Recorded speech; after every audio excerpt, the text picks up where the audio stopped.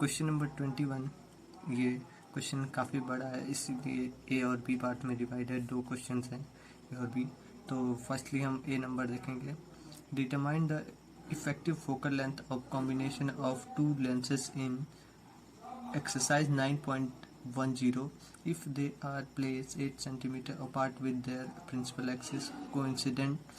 Does the answer depend on which side of combination a beam of parallel light is incident? Is the notation of effective focal length of this system used at all? इस question में firstly use हुआ है एक word effective focal length. उसका मतलब होता है कि जो डिस्टेंस होता है प्रिंसिपल पॉइंट से और फोकल पॉइंट का, तो उस डिस्टेंस को हम इफेक्टिव फोकल लेंथ बोलते हैं। और इसमें फर्स्टली क्वेश्चन नंबर 9 में जो वैल्यूज दी हुई हैं उसी को यूज़ किया जा रहा है। जैसे कि उस क्वेश्चन में हमें दोनों कॉनकेव और कॉन्वेक्स लेंसेज थे और उन दोनों को अटैच करके बनाया गया था। लेकिन इस क्वेश्चन में दोनों लेंसेज कॉन्वेक्स और कॉनकेव लेंसेज दोनों सेपरेट हैं, वो भी दोनों के बीच का गैप 8 सेंटीमीटर है और दोनों एक प्रिंसिपल एक्सिस पे कोइंसिडेंट हो रहे हैं। तो हमें ये बताना है कि क्या किसी साइड में आंसर, अगर हम इमेज की बात करें तो किसी साइड में इमेज का वैल्यू डिपेंडेंट होगा। तो वही हमें पता करना है। फर्स्टली इस क्वेश्चन में जो दिया हुआ है कि एक बार कॉनकेव लेंस से कॉन्वेक्स लेंस से कॉनकेव की तरफ लाइट जाएगी और एक बार कॉनकेव से कॉन्वेक्स की तरफ आएगी। फर्स्ट केस में हम देखेंगे कॉनकेव से कॉन्वेक्स की तरफ, कॉन्वेक्स से कॉनकेव की तरफ। तो इसमें फर्स्टली जो पैरेलल बीम्स आ रही हैं, पैरेलल लाइट रेज आ रही हैं, वो यहाँ पे स्ट्राइक होके और कन्वर्ज हो रही हैं। पर कन्वर्ज होने से पहले ही एक यहाँ पे हमें कॉनकेव लेंस लगा हुआ मिल रहा है, क्योंकि ये 8 सेंटीमीटर पे है। और फिर वो लाइट डेविएट हो जा रही है, मतलब ये जो रेड लाइट है वो डेविएट हो जा रही है। अगर हम बात करें इस कॉन्वेक्स लेंस से इमेज बनने की, तो ये इमेज यहाँ पे फॉर्म होगी वर्चुअली। अगर कॉनकेव की बात करें, जैसे कि ये स्ट्राइक हुई यहाँ पे और रिफ्लेक्ट होके इधर बनी, तो ये लाइट इधर चली जाएगी और ये जो है वो कॉनकेव की बनेगी। तो हमें ये भी बताना है कि ये वाला जो इमेज डिस्टेंस होगा वो क्या होगा, इसका भी इमेज डिस्टेंस होगा वो क्या होगा। सेकंड केस में कॉनकेव से कॉन्वेक्स की तरफ जाएगा, जिसमें कॉनकेव जो है कॉनकेव से जब लाइट पास होगी तो कॉन्वेक्स इस तरफ बनाएगा और कॉनकेव जो है वो इस तरफ बनाएगा और ये लाइट मतलब पैरेलल हो जाएगी। ये लाइट पैरेलल आ रही है और यहाँ पे डेविएट हो रही है, फिर इधर वर्चुअली यहाँ पे फॉर्म होगी। तो चलिए फर्स्ट केस को पहले देखते हैं। तो फर्स्टली हमें जो गिवन इंफॉर्मेशन है, जैसे focal length of convex lens f1 30 centimetre, focal length of concave lens f2 -20 centimetre, distance between two lenses d small d 8 centimetre. और जब हम बात करेंगे इसमें सॉल्व करने की, तो जो हमारा u दिया है, मतलब ऑब्जेक्ट डिस्टेंस, वो पैरेलल लाइट आ रही हैं, तो उसको हम इनफाइनाइट लेंगे और यूज़ करेंगे लेंस फॉर्मूला जो होता है 1/v1 - 1/u1 = 1/f, जहाँ पे हमारा जो u है वो माइनस इनफाइनाइट होगा क्योंकि पैरेलल बीम्स ऑफ लाइट है। और जो इमेज डिस्टेंस है v1 है हमें फाइंड करना है। तो 1/v1 = 1/30, 30 हमारा फोकल लेंथ है और माइनस 1/इनफाइनाइट, 1/इनफाइनाइट हमारा 0 होता है। तो हमें जो वैल्यू है यहाँ पे v1 की मिलेगी वो 30 होगी। तो हमें पता चला कि v1 जो है वो 30 सेंटीमीटर पे है। मतलब ये जो कॉन्वेक्स से बन रही है वो कुछ 30 सेंटीमीटर पे है, मतलब यहाँ पे है, तो इन दोनों के बीच का डिफरेंस है, मतलब वर्ड इमेज डिस्टेंस है 30 सेंटीमीटर।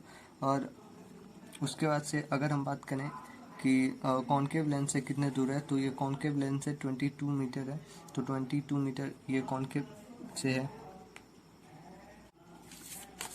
जो ये इमेज बनी है वो वर्चुअल है, तो फिर से हम अप्लाई करेंगे कि कॉन्केव लेंस से ये इस तरफ बन रही है वो कितने पे बन रही है। तो देखते हैं,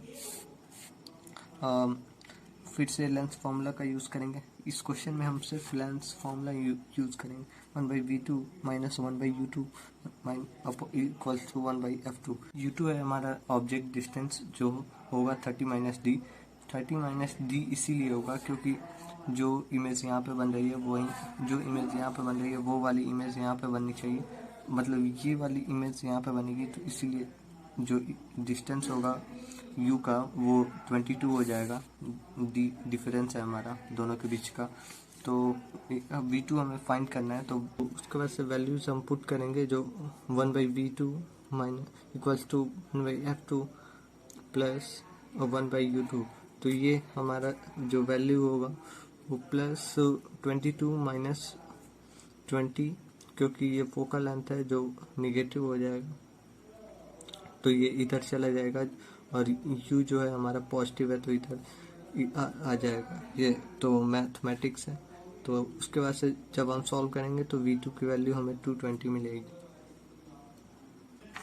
ये कॉन्केव लेंस से जो इमेज बन रहा है वो कुछ यहाँ पे बन रहा है, तो इन दोनों के बीच का डिफरेंस है 220 सेंटीमीटर। तो उसके बाद से हम देखेंगे कि सेंटर से मतलब इमेज का कितने दूरी परफॉर्म होगा, तो वही हमें चाहिए भी। तो जो पैरेलल बीम्स ऑफ लाइट है वो डेविएट होकर एक पॉइंट पे मतलब कन्वर्ट होंगी, मतलब इमेज फॉर्म करेंगी, तो वो पॉइंट होगा 220 पे। अगर हम बात करें कि सेंटर से कितना होगा, तो जो डी हमारा 8 है, अगर सेंटर की बात करें तो टू पार्ट्स में डिवाइड हो जाएगा, तो ही सेंटर हमें मिलेगा। तो 220 अब -8/2, तो यहाँ से हमें 116 मिल रहा है, 216 सेंटीमीटर। तो ये हमारा मतलब centre of combination of to lenses है। उसके बाद से हम सेकंड केस को देखेंगे, जिसमें कॉन्केव से कॉन्वेक्स की तरफ लाइट रह जाएगी। तो इसके लिए भी हम सेम तरीके से यूज़ करेंगे केस 2 में भी। तो यहाँ पे ये कॉन्केव में हमारा सब v2 u2 और f2 है ना, तो यहाँ पे 1/v2 minus 1/u2 equals to 1/f2। तो 1/v2 है हमारा equals to 1/f2 plus 1/u2। तो u2 हमारा पैरेलल बीम है, मतलब जो पैरेलल रे ऑफ लाइट आ रही है, तो माइनस इनफाइनाइट, और v2 हमें फाइंड करना है। तो ये भी सेम तरीके से इजी तरीके से जो v2 की वैल्यू आएगी -20 आ जाएगी, जो कि फोकल लेंथ हमारा। तो जो इमेज फॉर्म होगा वो फोकल लेंथ पे फॉर्म होगा। अगर हम बात करें कि कॉन्वेक्स के लिए क्या ऑब्जेक्ट होगा, तो यहाँ पे जब ये इमेज बन रहा है तो ये इमेज रियल इमेज है कॉन्वेक्स के लिए, और इसके लिए एक वर्चुअल इमेज है। तो ये इमेज इसके लिए रियल में मतलब काम करेगा, और इसको रियल मान के हम कॉन्वेक्स के लिए सॉल्व करेंगे। तो चलिए देखते हैं, लेंस फार्मूला का यूज़ करेंगे, जो होता है 1/v1 minus 1/u1 equals to 1/f1। तो जो ऑब्जेक्ट है वो फॉर्म हो रहा है, जो ऑब्जेक्ट है मतलब कॉन्वेक्स के लिए जो ऑब्जेक्ट है वो यहाँ पे फॉर्म हो रहा है। तो कॉन्वेक्स से ऑब्जेक्ट कितने दूरी पे है, 20 सेंटीमीटर प्लस 8 सेंटीमीटर पे है, और फोकल लेंथ को हम माइनस में लेते हैं, अरे यू को हम माइनस में लेते हैं, तो ये हमारा यहाँ से जो मिलेगा वो -28 हो जाएगा। तो वैल्यूज हम पुट करेंगे 1/30 प्लस 1/-28, 1/30 प्लस 1/-28 इक्वल्स टू, जब हम सॉल्व करेंगे तो इसका एलसीएम आएगा 420, और इस जो ऊपर आएगा 40 - 15 आएगा। तो ये जब सॉल्व होगा तो v2 की वैल्यू हमारी 420 आएगा, -420 पे ये फॉर्म होगा। तो उसके बाद से जब हम देखेंगे कि फ्रॉम सेंटर कहाँ से होगा, तो ये सेंटर फिर से हमारा वैसे ही होगा, और जो ऑब्जेक्ट होगा वो कुछ 420 सेंटीमीटर पे फॉर्म होगा, जो बहुत दूर होगा अगर हम बात करें कि कॉन्वेक्स के तरफ से। तो फिर हमारा जो सेंटर से कितने दूरी पे फॉर्म होगा, तो 20 माइनस डी बाई 2 मतलब 4, तो हमारे यहाँ से वैल्यू मिलेगी 416 सेंटीमीटर। तो इस सेंटर से हमारा जो कॉम्बिनेशन ऑफ लेंथ से जो इमेज फॉर्म होगा वो 416 पे फॉर्म होगा। अगर हम बात करें आंसर किस साइड पे डिपेंड करता है, तो वो डिपेंड करता है पैरेलल बीम्स ऑफ लाइट किस तरफ से इंसिडेंट कर रही हैं। और जो अगर हम बात करें नोटेशन ऑफ फोकल लेंथ, तो वो कहीं भी इस क्वेश्चन में यूजफुल नहीं दिख रहा है। और combination an object 1.5 centimetre is placed on the side of the convex lens in the arrangement A above the distance between the object and the convex lens is 40 cm. Determine the magnification produced by two lens system and the size of the image. इस question में जैसे question ए में था वैसे ही रहेगा, बस इसमें जो कॉन्वेक्स की तरफ से लाइट रे जा रही थी, तो उसमें बस इसमें एक ऑब्जेक्ट दे दिया है जो 40 सेंटीमीटर फ्रॉम कॉन्वेक्स लेंस रखा हुआ है, और ये हाइट ऑफ द ऑब्जेक्ट है 1.5 सेंटीमीटर। तो इसको हमें बताना है कि इसका जो मैग्निफिकेशन होगा और इमेज का साइज होगा वो क्या होगा। हाइट ऑफ द ऑब्जेक्ट दिया है h1 1.5 centimetre. Object distance from मतलब ऑब्जेक्ट जो रखा हुआ है u हमारा दिया है -14 सेंटीमीटर पे, और जो हमें इसमें v फाइंड करना है, तो लेंस फॉर्मूला का यूज़ करेंगे जो होता है 1/v1 minus 1/u1 equals to 1/f1। तो जो 1/v1 है वो हमें फाइंड करना है, जो 1/f1 है वो 30 हो जाएगा 1/30, और ये u है हमारा वो 1/-40 हो जाएगा क्योंकि 40 सेंटीमीटर पर रखा हुआ है। तो यहाँ से जब हम इसे सॉल्व करेंगे तो हमारा जो v1 है वो 120 आएगा। तो उसके बाद से हम इसका मैग्निफिकेशन निकालेंगे जो होता है m equals to v1 minus upon magnitude of u1। तो ये v1 हमें अभी पता चला है कि 120 है, मैग्नीट्यूड ऑफ u1 हमें 40 है, पता ही है -40 को 40 हो जाएगा, तो यहाँ से हमें 3 मिलेगा ये आंसर। तो मैग्निफिकेशन 3 हो गया। और उसके बाद से जब हम देखेंगे तो लाइट रे आएंगी तो एक इमेज यहाँ पे बनेगा और दूसरा इस साइड बनेगा, तो इस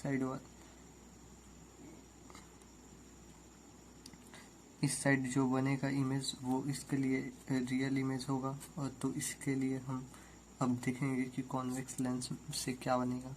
तो देखते हैं। तो अगर हम बात करें इसमें वैल्यूज़ की, तो हमें u1 u2 हमें अभी पता चला है कि 120 है, तो -20 हो जाएगा। दोनों के बीच का डिफरेंस है 8, तो हम -d8 ले लेंगे, और जो डिस्टेंस फ्रॉम कॉन्वेक्स लेना है तो इसीलिए माइनस कर लेंगे 8। तो यहाँ से हमें जो वैल्यू मिलेगी वो होगी 112 मतलब 112 सेंटीमीटर। तो v2 हमें फाइंड करना है, तो उसके बाद से लेंस फॉर्मूला के यूज से 1/v2 equals to 1/f2 plus 1/u2। तो f की वैल्यू हमें 20 दी हुई है, u की हमने अभी फाइंड की हुई है। तो उसके बाद से जब हम सॉल्व करेंगे तो कुछ v2 की वैल्यू -2240 सेंटीमीटर आएगा, 2240.92 सेंटीमीटर आएगा वो नेगेटिव में। उसके बाद से इसका हम मैग्निफिकेशन निकालेंगे, तो फर्स्ट वाले का हमने m माना था, दूसरे वाले का m डैश मानेंगे क्योंकि दोनों का चेंज होगा। तो ये दोनों ही दोनों को ही मतलब दोनों का मैग्निफिकेशन लेंगे, मैग्नीट्यूड लेंगे। तो magnitude of V2 upon U2 equals to, ये मैग्नीट्यूड हो जाएगा तो निगेटिव हट जाएगा, तो हमारे पास 2240 अपॉन 992 इंटू 1/112, तो ये हमारा सॉल्व होके 2/20 हो जाएगा। ये हमारा मैग्निफिकेशन हो जाएगा कॉनकेव का। तो जब हम दोनों को कंबाइन करेंगे तो हमारा रियल मैग्निफिकेशन आएगा, तो m इंटू एम डैश। तो m हमने फाइंड किया था 3 सेंटीमीटर, 3 मतलब इसका सेंटीमीटर नहीं, m हमने फाइंड किया था 3, और मैग्नीट्यूड हमें m डैश की वैल्यू हमने फाइंड की थी 20/92। तो यहाँ से हमें जो वैल्यू मिलेगी कॉम्बिनेशन का, तो 0.652, तो ये हमें कॉम्बिनेशन मिल गए। तो हमें पता है कि magnification equals to object height upon image height upon object height.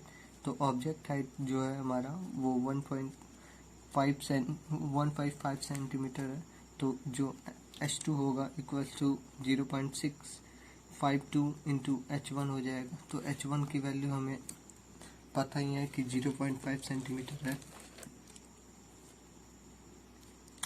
तो यहाँ से H2 की वैल्यू हमें मिलेगी 0.98 सेंटीमीटर। तो जो हाइट ऑफ द इमेज होगा वो 0.98 सेंटीमीटर का होगा।